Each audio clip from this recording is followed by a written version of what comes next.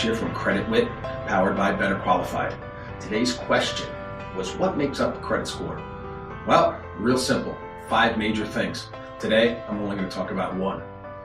35% of your credit score is made up of one thing. What is it? It's called payment history. It's the real obvious. Make your payments on time, right? Make your payments on time. Do not go 31 days late. Now, clarification, you get a due bill, you get your bill in the mail. It says due date. Today is 7/29. If it's not paid by that date, what happens?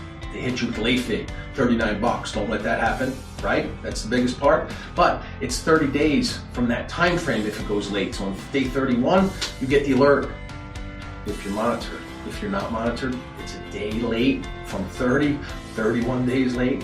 That's when they mark your credit report. And that's 35% of your credit score. I've spoken before about my own credit, 98-point drop by missing one credit card payment. 98 points for going 31 days late. So that's 35% of your credit score.